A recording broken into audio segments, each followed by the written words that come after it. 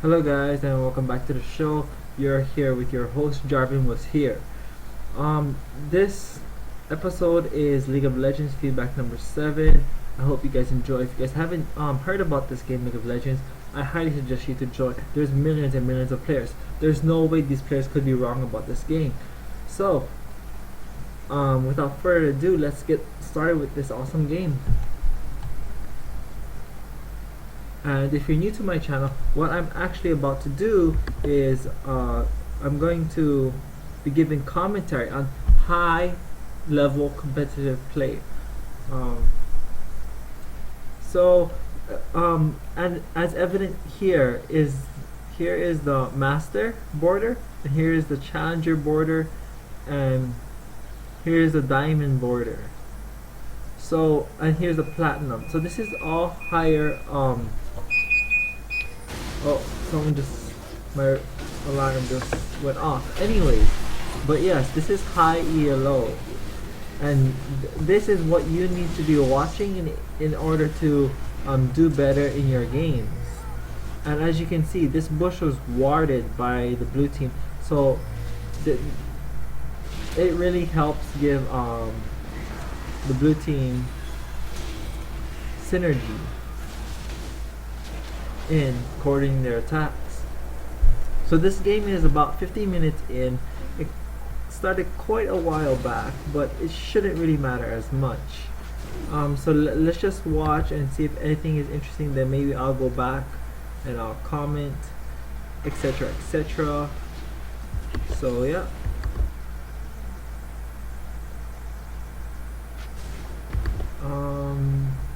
So right here we see Corky just being Corky.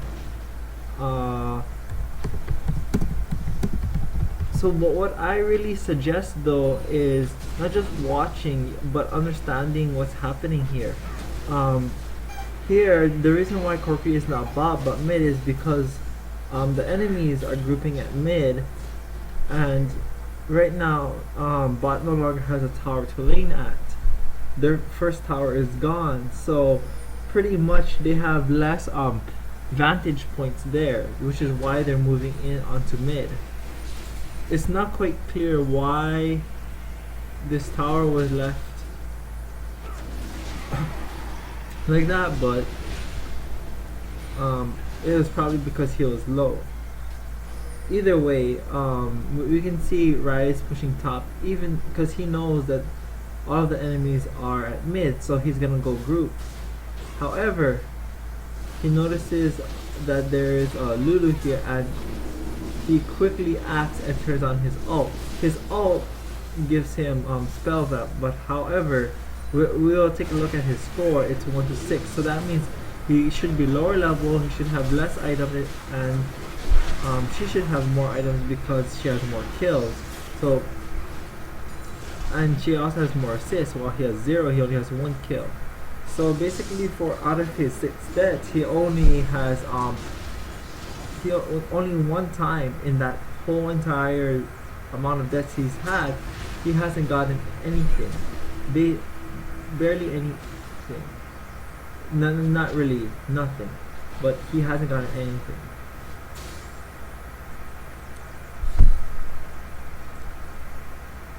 So that wasn't a wise choice for him to fight her.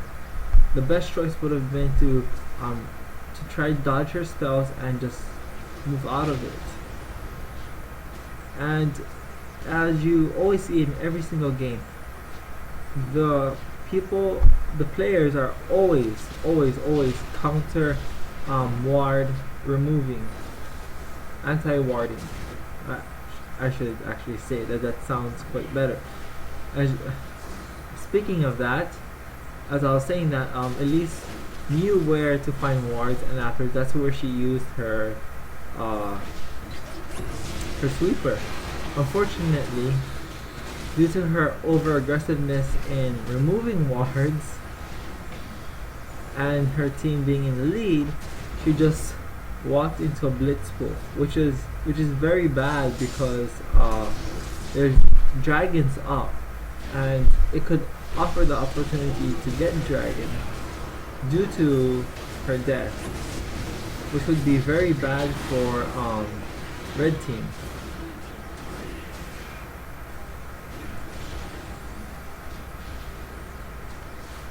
Which eventually is probably going to lead to this tower being taken down.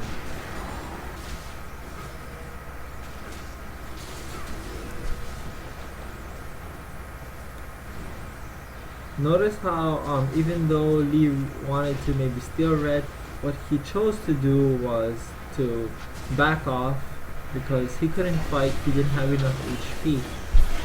So another thing that I haven't mentioned yet is decision making. You need to make good decisions of when not to engage and when to engage. Because if you engage at the wrong times, it could be devastating. It could lead the difference between you getting a kill, you dying, or you just throwing the game for your team. As you can see, that was not a good trade by blue team. They at first lost almost all their teammates doing nothing. I mean, at this point they've lost 4 people and they've only killed 2. That is a 200% difference, which leads to a huge upfall.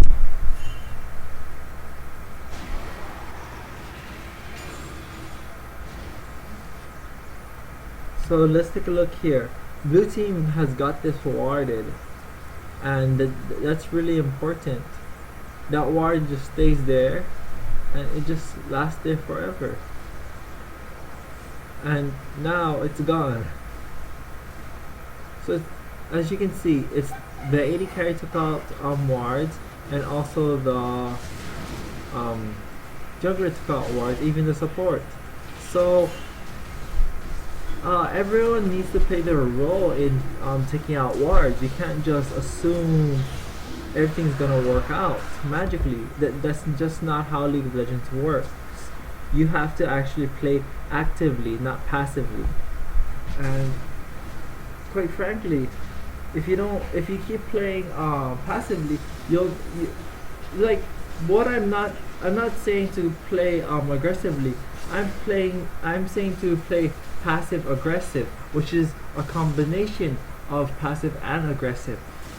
Don't just play one type of role. If you just play aggressive, you're bound to overestimate yourself. You probably would be too aggressive, too egoistic, and that would very as well distract you and could cost you the game.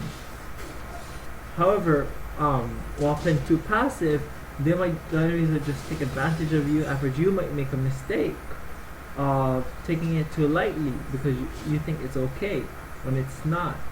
So you need to be able to what I mean is, by passive aggressive, is you have to be able to switch from aggressive to passive as needed. I mean, this is a role-playing action game. It's not just a card game where you're just waiting for something to happen or for luck. No, it's not.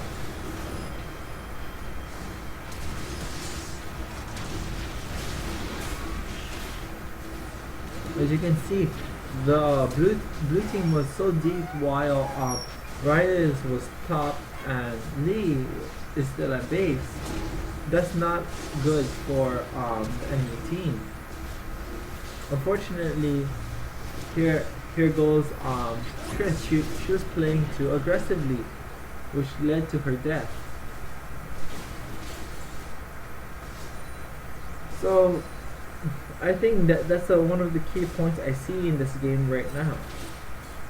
So I think I'm talking a lot right now, so I'm gonna take a break. We're just gonna watch that. We're just gonna wait for something interesting to happen after. I'll give commentary on that.